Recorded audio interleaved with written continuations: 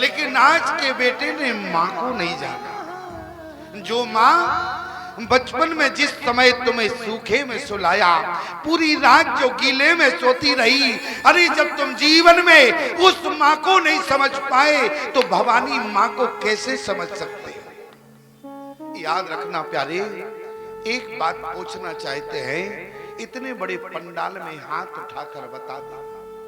लोग कहते हैं आज हमारा जन्मदिन है तो आज हम माँ के दरबार में जाके नारियल फोड़ेंगे, लेकिन याद रखना प्यारे, जिस दिन तुम्हारा जन्मदिन हो उस दिन भवानी के आगे नहीं, बल्कि जिस माँ ने तुम्हें जन्म दिया है उस माँ के आगे समर्पण हो जाना, उस माँ के आगे नारियल फोड़ना। ईमानदारी से बताना, जिस दिन तुम्हें जिस माँ ने जन्म दिया, कौन सा ऐसा माई का लाल है जिसने उस दिन अपनी जननी के चरण धोकर पान किए हों, भरी सभा में बेटा खड़ा होकर बताए। याद रखना प्यारे, भवानी से पहले कौन है? तुम्हारी जन्म देने वाली माँ। माँ में फर्क नहीं होता है। ईमानदारी से बताना, माँ शब्द में फर्क होता है क्या? बोले माँ का मतलब होता है जिसमें ममता कूट कूट कर भरी होती है, उसी का नाम माँ होता है। याद रखना, माँ को जानने के लिए माँ बनना पड़ेगा। एक आपको सत्य घटना सुनाए, आपने कई बार सुनी होगी, एक दिन का तलाक। एक बेटी का जब विवाह हुआ, जिसके साथ विदा हुई, वो बेटी अपने ससुराल पहुंची, उसी रात को अपने परिवार को फोन लगा दिया, कहा कि पिता मुझे ले जाओ, मैं इस व्यक्ति के साथ नहीं रह सकती। पिता ने फोन पे समझाया कि बेटी आज ही विवाह हुआ है और भला तुम उसके साथ रहना क्यों नहीं चाहती? बेटी को लाख समझाया, बेटी ना मानी। माता पिता दोनों ने समझाया, बेटी जब ना मानी तो माता पिता उसी रात ससुराल पहुंचे। वहां भी समझाया तो बेटी ना मानी, तो बेटी को अपने घर लेकर आए और जब घर में शांति से बैठकर समझाया तो बेटी ने कहा कि पिताश्री, मैं केवल हमारा निर्णय है कि मैं उस व्यक्ति के साथ 1 घंटा नहीं बिता सकती। माता पिता चक्कर में पड़ गए, बात ऐसी क्या? समझाने के बाद जब ना मानी तो दोनों के बीच में तलाक हो गया, विवाह विच्छेद हो गया। बोले कुछ दिन बाद बेटे की शादी दूसरी जगह हुई और बेटे की शादी दूसरी जगह हुई और दोनों का जीवन यापन हुआ। लेकिन जब दोनों की वृद्ध अवस्था आई, जैसे फूलमती मैया का मंदिर है, वो बेटी माँ के मंदिर में प्रतिदिन भिखारियों को दान देने जाती थी। एक दिन वो भिखारियों को दान दे रही थी, मंदिर की सीढ़ियों पर वो व्यक्ति बैठा मिला जिससे उसका तलाक हो गया था। भिक्षा देते हुए उस बेटी ने कहा कि बाबा जी, आप मुझे पहचाने? अरे तुम्हें कौन भूल सकता है, हमारा तुम्हारा विवाह हुआ, हमारा तुम्हारा संबंध 1 घंटे नहीं चला, 1 रात में ही हमारा तुम्हारा तलाक हो गया, तुम्हें कौन भूल सकता है? उस बेटी ने कहा कि पता है मैंने तुमसे तलाक क्यों लिया, तुम्हारे साथ रहना क्यों नहीं चाहा? उसने कहा मैं आज तक नहीं समझ पाया। बेटी ने कहा मैंने तुमसे इसलिए तलाक लिया है, वो दिन याद करो जिस दिन मैं तुम्हारे घर भी आकर गई, तुम मंदिर का प्रसाद मिठाई का डिब्बा लेकर आए और तुम्हारे घर में पिता तो का स्वर्गवास हो चुका था, तुम्हारी केवल बूढ़ी माँ थी। तुमने कहा कि भगवान इसमें से प्रसाद पहले तुम पाओ, तो मैंने तुमसे क्या कहा, पहले चल के प्रसाद बूढ़ी माँ को खिलाते हैं, लेकिन तुमने कहा कि आज बूढ़ी माँ को नहीं, आज तुम्हारा अधिकार पहले बनता है। तो मैं सोची रात समझ गई, अरे जिस नारी ने तुम्हें 9 महीने गर्भ में रखा, भला तुम उस नारी के नहीं हुए तो भला एक चक्कर काटने वाली नारी के कैसे हो सकते? याद रखना प्यारे, माँ कौन है? माँ की ममता का कोई न जवान न पहले था न आज है न आगे होगा ये जवान। माँ की ममता का कोई ना जवाब। जो माँ अपने बेटे को प्रतिदिन अपने हाथों से भोजन बना के खिलाती है, याद रखना जिनकी भी माताएं हैं अनुभव सबको होगा। भले ही आपकी उम्र कितनी हो गई हो, माता भले ही 80 वर्ष की हो, जिससे चलते नहीं बनता, यो यदि तुमने पानी भी कभी मांग दिया, पत्नी भले ही देने में विलंब कर देगी, लेकिन माँ लड़खड़ाते हुए तुम्हारे समक्ष पानी लेकर आएगी। क्यों? क्योंकि माँ की ममता, माँ एक ऐसी होती है जिसकी वृद्धावस्था में भी ममता कम नहीं होती। माँ की ममता वृद्धावस्था में भी कम नहीं होती है प्यारे।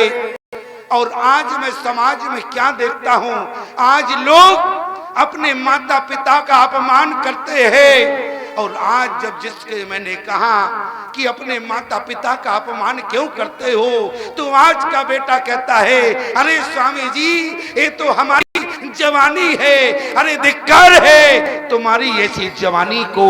याद रखना प्यारे, जो व्यक्ति अपने बूढ़े माँ बाप का सम्मान नहीं करता, उसे परमात्मा जीवन में कभी स्वीकार नहीं करता।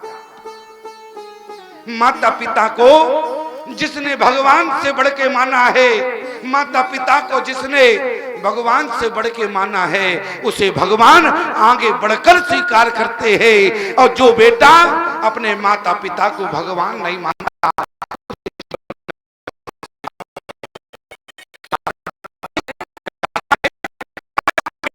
उस पत्थर की मूर्ति पे तो विश्वास करता है जिस पत्थर की मूर्ति में प्राण डालने वाला एक ब्राह्मण हुआ करता है।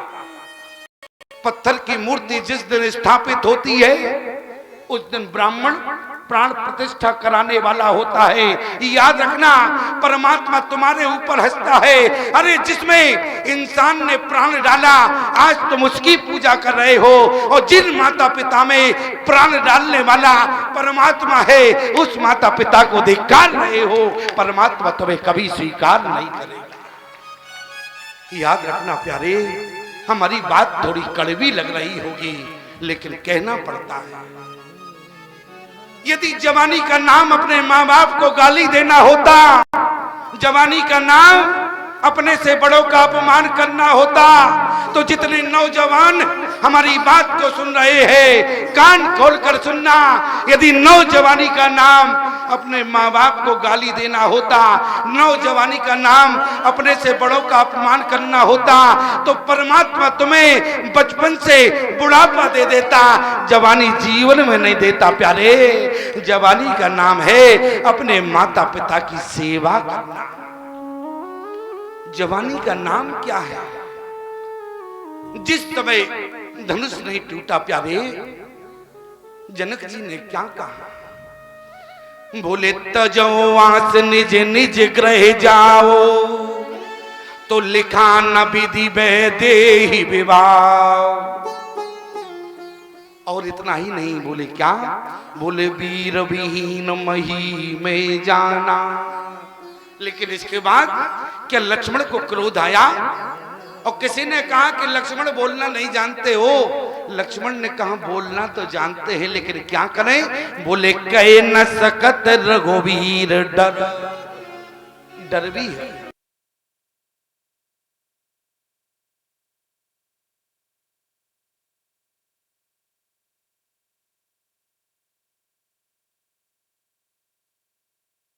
भगवान मान लिया प्यारे, उन्हें परमात्मा बढ़कर स्वीकार करता है। माँ आंगन की तुलसी जैसी, पावन बरगद की छाया है। माँ वेद ऋचाओं की गरिमा, माँ महाकाव्य की काया है। माँ मानसरोवर गंगा है, माँ गौमुख की ऊंचाई है। माँ परिवारों का संगम है, माँ रिश्तों की गहराई है। माँ सरस्वती लक्ष्मी दुर्गा अनुसुईया गौरा सीता है। माँ पावनता में रामचरित्र मानस है, भगवत गीता है। जो बेटा आज रामचरित्र मानस पढ़ता है, याद रखना रामचरित्र मानस तुम्हें पढ़ने की आवश्यकता नहीं है। जिस दिन तुम अपने माँ के चरणों में समर्पित हो जाओगे, उसी दिन रामचरित्र मानस तुम्हारे ऊपर अपने आप बरसने लगेगी। याद रखना प्यारे, माँ पावनता में रामचरित्र मानस है, भगवत गीता है। और सच है तेरी सूरत मुझको। राम जी ने एक ही बात कही माँ के कैसे कि मैया माँ तेरी हर बात मुझे वरदान से बढ़कर लगती है, और सच है तेरी सूरत मुझको भगवान से बढ़कर लगती है। याद रखना, इस बेटे को कहा गया है सुन जननी सोई सुत बड़ भाग। सुन जननी सोई सुत बड़ भागी। ध्यान देना, कौन सा बेटा बड़भागी है? चौपाई स्पष्ट कर रही है, क्या लिखा? सुन जननी सोई सुत बड़ भागी। सुन जननी सोई सुत बड़ भागी। सुन जननी सोई सुत बड़ भागी। सुन जननी सोई सुत बड़ भागी। जो पित माते बचन अनुरागी। जो पित माते बचन अनुरागी। जो पित माते बचन अनुरागी। जो पित माते बचन अनुरागी। आज वो बेटा बड़भागी है कौन? जो अपने माता पिता की आज्ञा का पालन करता है। याद रखना, बड़भागी कौन है? जो अपने माता पिता की आज्ञा का पालन करता है। मैं आपसे निवेदन करूं, रामचरित्र मानस में चरित्र दो लोगों का है। कौन? एक तो रावण का चरित्र है और एक राम का चरित्र है। राम रावण दोनों की राशियां भी एक है, लेकिन दोनों में अंतर क्या है? कैसे जानेगा आज का प्राणी कि हमारा चरित्र रावण के पथ पर चल रहा है? लोग कैसे जानेंगे कि हमारा चरित्र राम के पथ पर चल रहा है? याद रखना प्यारे, कौन राम के पथ पर है, कौन रावण के चरित्र पर है? आपको रामचरितमानस के सिद्धांत को देखना पड़ेगा। राम रावण की राशि एक है, लेकिन जब दोनों का चरित्र देखें, राशि के अनुसार चरित्रों का निर्माण नहीं होता। ये आपकी अनभिज्ञता है। राशि के अनुसार चरित्रों का निर्माण नहीं होता। राम रावण की राशि एक है, लेकिन दोनों का चरित्र अलग अलग है। रावण का चरित्र कैसा है? बोले माने मात पिता नहीं देवा। माने बात पिता नहीं देवा। जो बेटा अपने माता पिता का सम्मान नहीं करता, वो बेटा राम नहीं है, वो बेटा रावण है। प्रमाण क्या है? मां नहीं मात पिता नहीं देवा। मां नहीं मात पिता नहीं देवा। साधु सन कर पावहि सेवा। साधु सन कर पावहि सेवा। तिनके ये चरण भवानी। तिनके ये चरण भवानी। ते जानो निज से चर संप्राणी चरणों ने चर संप्राणी।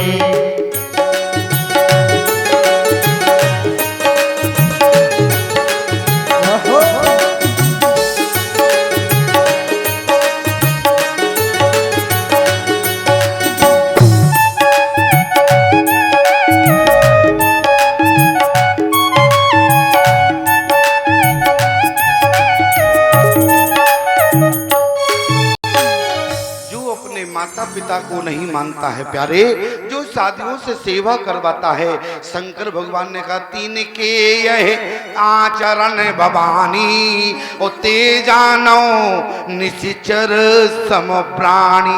और राम का चरित्र कैसा है?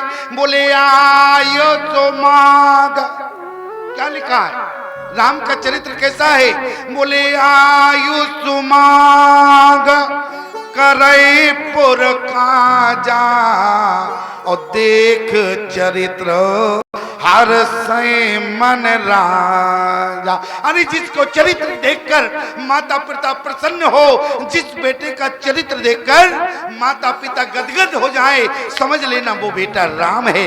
याद रखना स्थिति क्या है। आज राम बनना चाहते हो, समाज का वो अभागा प्राणी होगा जिसको ये अर्धाली ना आती हो। लेकिन इस अर्धाली पर बहुत कम लोग चल रहे हैं। अर्धाली क्या है? प्रातिकाले उठो के रघुनाथा मात पिता गुरु नाम माता। बात थोड़ी कड़वी लग रही होगी। रावण से ने कहा, रावण ने जिस समय ब्रह्मा जी से वरदान मांगा तो रावण ने क्या कहा? बोले रावण ने सबसे पहले क्या कहा? बोले हम काहू के, शब्द पर ध्यान देना, बोले हम काहू के मरे न मारे। ब्रह्मा जी ने कहा दिमाग खराब है क्या? बोले हम खुद अमर नहीं है, तुम्हें अमर कहां से बना दे? एक काम करो, अपने वरदान में संशोधन कर लो। संशोधन क्या किया रावण ने? बोले बानर मनोजो जात दो ही मारे, बानर मनोजो। तो किसी ने रावण से कहा तुम बंदरों के हाथों मरोगे। अरे बोले बंदर मुझे नहीं मार सकते। क्यों? क्योंकि नर कपि भालू आहार हमारा। अरे जिनको हम खाते पीते हो भला वो हमें क्या मार पाएंगे? तो क्या मानव के हाथों मरोगे? रावण ने कहा समाज के लोग याद रखना, मानव की आकृति मुझे नहीं मार सकती है, मनुष्य की आकृति से मतलब नहीं है। बोले जिसके अंदर मनुष्य की प्रवृत्ति होगी वो मुझे मार सकता है। और मनुष्य की प्रवृत्ति क्या है? मनुष्य का लक्षण रामचरितमानस में क्या बताया? बोले कौन मनुष्य है? बोले प्रातःकाले उठ के रघुनाथा माता पिता गुरु नाम माता। ये मनुष्य है।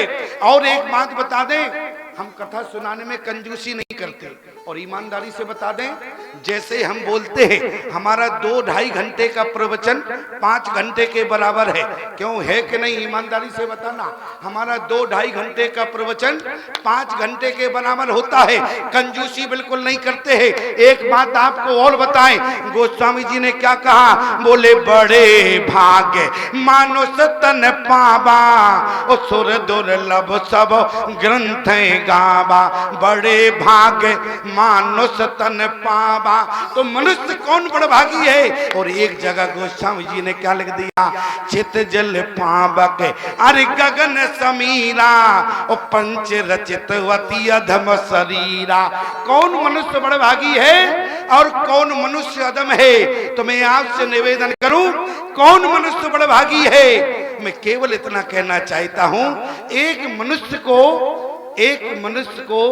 4 रूपों में नारी मिलती है। एक मनुष्य को 4 रूपों में नारी मिलती है। प्रमाण, एक मनुष्य को बेटी के रूप में नारी मिलती है, एक मनुष्य को बहन के रूप में मिलती है, एक मनुष्य को पत्नी के रूप में मिलती है, एक मनुष्य को माँ के रूप में मिलती है। लेकिन याद रखना, जो मनुष्य चारों नारियों से अलग अलग व्यवहार करता है वो मनुष्य बड़भागी है। और अधम कौन है? जो चारों नारियों से एक जैसा बर्ताव करता है वो मनुष्य शरीर होते हुए भी अधम शरीर है, राम जी कैसे हैं? बोले जननी सम जाने पर नारी, ओ धन पनाओ बिसते बिसभारी।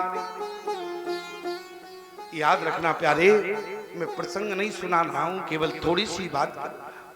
बाली के शरीर को भगवान ने अधम कहा कि तारा, जिस बाली के ऊपर तुम सर पटक के रो रही हो, ये शरीर अधम है। प्रमाण?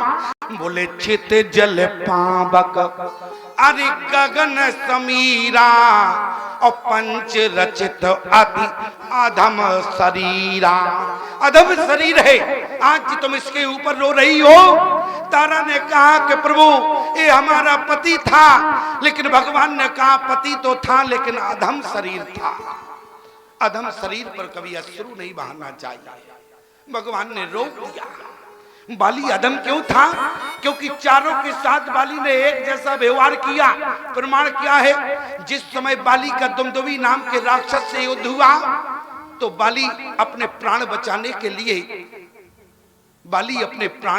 के लिए दुमदुमी के पास से भागा। सबसे पहले बाली पाताल लोक में गया, जहां पर राजा बलि की बेटी रत्ना थी, जिसकी उम्र 5-6 बरस की थी, और बाली ने प्यारे दृष्टि पाप कर दिया। बाली ने राजा बलि की बेटी के साथ पाप कर दिया। पाताल में बाली को नागों ने इतना दर्शा दुमदुमी की मदद की कि फोड़ा जैसे कोड़ शरीर में हो गया। बाली ने कहा कि फोड़ा जैसा कोड़ हमारे शरीर में हो गया, इसलिए स्वास्थ्य लाभ लेने के लिए हम अपने पिता इंद्र के यहाँ जाएंगे। तो पंपापुर नहीं गया, अपने पिता इंद्र के यहाँ गया स्वास्थ्य लाभ लेने के लिए। वहां पर इसका कोड़ ठीक हो गया। वहां से चला तो इंद्र की बेटी विद्युत ज्वाला को देखा तो पाप कर दिया। याद रखना, बाली इंद्र का बेटा है और इंद्र की बेटी बाली की बहन हुई। मैं केवल कहना चाहता हूं, पाप करने के बाद वहां से चला और जैसे सरोवर में, पंपापुर में सरोवर में अंगद की पत्नी स्नान कर रही थी, सांडवी, जिसकी एक बार पाप करने की प्रवृत्ति हो जाए वो कई बार पाप कर देता है। तो बाली ने वहां भी पाप कर दिया, तो 3 पाप हुए। और चौथा पाप क्या है? अनुज बधो। ध्यान से सुनो, अनुज बधो भगनी सुत नारी, और सोन सठ कन्या समय चारी। बाली के 4 पाप थे। बाली ने चारों के साथ एक जैसा बर्ताव किया, इसलिए छित जल पावक अरे गगन समीरा, और पंच रचितवती अधम शरीरा। इसलिए याद रखना प्यारे, कौन मनुष्य बड़भागी है जो राम के चरित्र पर चले। तो राम का चरित्र कैसा है?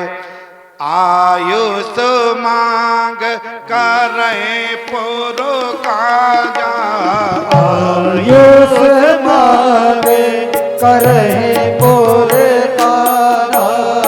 एक चरित हर से मन राजा, एक चरित हर से मन राजा। राते काले उठोगे रघुनाथा, राते काले उठ के रघुनाथा। नाथ पिता गुरु नाम ही माता, मात पिता गुरु नाम ही माता। जननी सम जाने पर नारी, जननी जन जानहि पर नारी। धन पराओ विसुते विसु भारी। धन पराओ बेस से बेस भारी। राम जी कौन है? जो राम के चरित्र पर चलेगा वो राम होगा, और जो रावण के चरित्र पर चलेगा वो रावण होगा। याद रखना, माँ को जानना केवल राम के वश की बात है। यदि राम के चरित्र पर रहोगे तो माँ की ममता को पहचान सकते हो। जरा विचार करो, एक माँ जो जीवन भर अपने बेटे को हाथ से भोजन बना के खिलाती, और आज एक पत्नी के आ जाने से पत्नी कहती है अब हम पति को भोजन खिलाएं। और जिस समय पत्नी रसोई में भोजन बनाने के लिए प्रवेश किया, लेकिन माँ ने कहा कि मैं प्रतिदिन अपने बालक को खिलाती थी तो मैं ही। और इस प्रकार से प्यारे, माँ रसोई में प्रवेश करती है तो आज की पत्नी ने आंख दिखाई तो माँ रसोई से भाग खड़ी। लेकिन कल्पना करना प्यारे, माँ कहां गई होगी? माँ कहां गई होगी? माँ क्या अपना दुख ना रोने किसी पड़ोस की यहां गई होगी?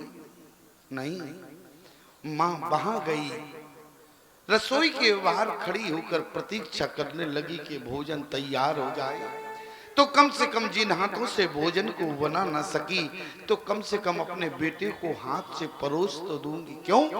क्योंकि मघा न बरसे तो भरे न खेत, ओ माता न परसे तो भरे न पेट। माँ और पत्नी में अंतर होता है, पत्नी जेब देखती है, माँ पेट देखती है। माँ और पत्नी में अंतर होता है।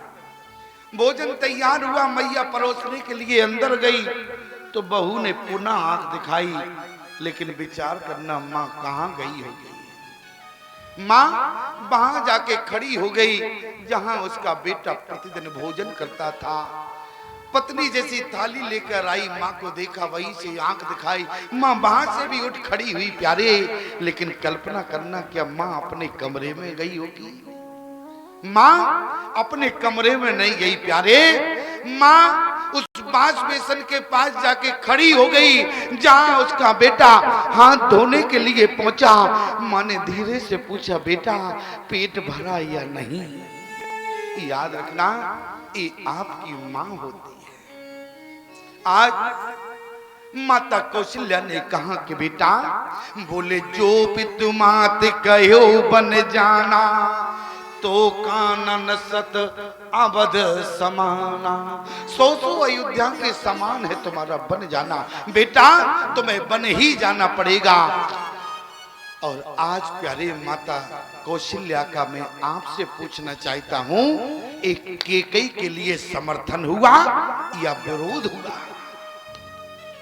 माता कैकेयी के लिए कौशल्या का समर्थन है या विरोध है? कौशल्या का समर्थन है। माताओं, जब माँ राम की माँ कौशल्या जब कैकेयी का समर्थन कर रही है तो हम क्यों अपयश का टीका लें? हमें भी समर्थन करना चाहिए। दूसरा समर्थन माता सुमित्रा का। अब एक बात बताओ, जिस समय भरत माता कौशल्या के पास आए, पिता का देहांत हो चुका था। भरत ने कहा कि मैया, तुमने राम को रोका क्यों नहीं? यदि तुम चाहती तो राम जी बन नहीं जा सकते थे। क्यों? तुम जन्म देने वाली हो। कौशल्या ने कहा कि भरत, तुम जो बात कह रहे हो मैंने पूर्ण प्रयास किया, लेकिन भरत अब तुम बताओ, आज मैं संस्कार का क्या गला दबा देती? माता कौशल्या ने कहा कि भरत, जीवन भर जिस राम को संस्कार दिया, क्या उस संस्कार को खत्म कर देती? भरत ने कहा कि मैया, आपने कौन सा संस्कार दिया? तो याद रखना माताओं, माता कौशल्या ने कहा कि भरत, जिस समय राम ने मुझे पहली बार मां कहा, तोतली भाषा में राम ने कहा, बोले मैया, तो मैंने राम के मुख पर हाथ रख दिया कि राम मुझे मां मत कहो। राम ने कहा कि मैया, यदि मैं तुमसे मैया ना कहूं तो फिर मेरी मैया कौन है? माता कौशल्या ने कहा कि भरत, जीवन भर जिस राम से कहती रही, बोले कहो मोहे न मैया, कहो मोहे न मैया, मैया में भरत की बलैया ले ओ भैया। तो फिर हमारी माँ कौन है? बोले कहो मोए न मैया, और कहे मोए न मैया, और मैया में भरत की, और बलैया ले ओ भैया, तेरी मैया है केकई। आज जिस समय राम ने कहा कि केकई की आज्ञा है तो भरत अब तुम ही बताओ मैं कैसे मना कर देती। कुछ लोग कहते हैं कि स्वामी जी ये बताओ, यदि केकई का चरित्र वंदनीय है तो भरत ने केकई को फिर गालियां क्यों दी? ये भी तो प्रश्न उठता है। सारे प्रश्नों का समाधान करेंगे तब यहां से उठेंगे। प्रश्न क्या है कि भरत ने अयोध्या की धरती पर क्रोधित अपनी मां से क्या कहा?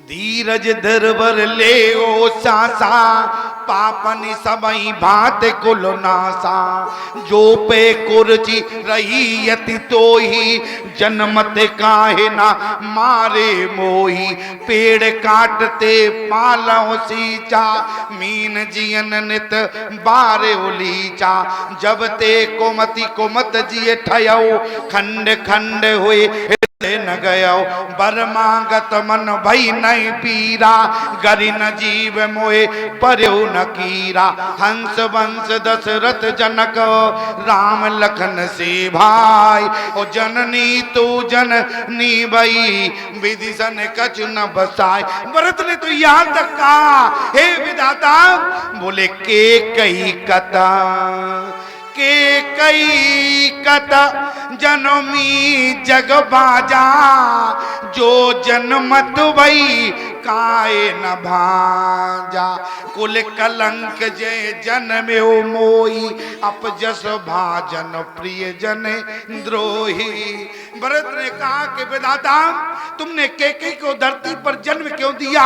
और जन्म ही दिया था तो केकई को बांझ क्यों नहीं बनाया? क्यों मुझे केकई के गर्भ से जन्म दिया? केकई को तो बांझ बना देते, कोई जरूरत नहीं थी केकई को संतान देने की। लेकिन आपसे पूछना चाहते हैं, भरत ने जिस समय अयोध्या की धरती पर खड़े होकर अपनी जननी मां केकई को गालियां दी, उस समय भरत की स्थिति क्या है? आप लोग समझदार हैं, सब समझ लेंगे। ईमानदारी से बताओ, भरत जी उस समय क्रोध में थे। भरत जी क्रोध में थे, और क्रोध में व्यक्ति का विवेक जो है वो शून्य हो जाता है। क्रोध में व्यक्ति का विवेक शून्य हो जाता है। प्रमाण की बात करें, प्रत्यक्ष प्रमाण देंगे, 2 मिनट में समझ जाओगे प्यारे। जब तुम अपने बेटे को कभी कभी क्रोध में गाली देते हो तो ईमानदारी से बताना तुम क्या कहते हो? तुम कहते हो गधे के नाती। अब हम आपसे पूछना चाहते हैं, बेटे को गाली दे रहे कि बाप को गाली दे रहे? गधे के नाती तो किसको गाली है? सब समझ गए होंगे 2 मिनट में। क्रोध में विवेक शून्य हो जाता है। अयोध्या में क्रोध था, लेकिन जिस समय भरत को शीतलता आई तो भरद्वाज जी के आश्रम में प्रमाण क्या मिला? बोले भरद्वाज जी ने क्या कहा? बोले तात के कई दोष नहीं, बोले तात के कई दोष नहीं, केकई का कोई दोष नहीं है। भरत जी ने कहा कि गुरुदेव आप केकई की बात मत करो। क्यों? बोले मोहे ना मात करतब पर सोचू, माता की करनी पर मुझे कोई सोच नहीं है। इसलिए जब भरत को सोच नहीं है तो हम क्यों अपना दिमाग खराब करें? पूछना चाहते हैं। क्या कहा? मोहे न मात करतब पर सोचो, मोहे न मात करतब सोचो, नहीं दुख जग जिए जाने पोचो, नहीं दुख जिए जाने पोचो, नहीं दुख जग जिए जाने पोचो, नहीं दुख जिए जाने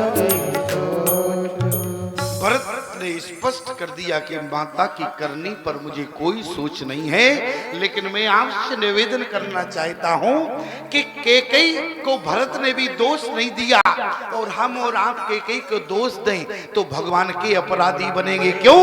राम जी ने क्या कहा, कौन हमारी माता कैकेयी को दोष देगा? समाज में कौन सा प्राणी कैकेयी को दोषी ठहराएगा? बोले चित्रकूट की धरती पर राम जी ने क्या कहा, दो तो दे जननी जड़ते ही और जिन गुरु साधु सभा नहीं से। केवल गुरु और साधु का नाम आया, क्यों? क्योंकि इन लोगों में दोष देखने की आदत नहीं होती है, ये लोग तो गुण देखते हैं। इसलिए भरद्वाज जी ने कहा, तात के कई दोष नहीं। तो कैकेयी की अपराध की बात करें प्यारे, कैकेयी का चरित्र गोस्वामी जी ने क्या लिखा? महाराज जी को बारंबार प्रणाम। सभी लोग तालियों की गड़गड़ाहट के साथ नैमिष पीठाधीश्वर भगवान का स्वागत करें।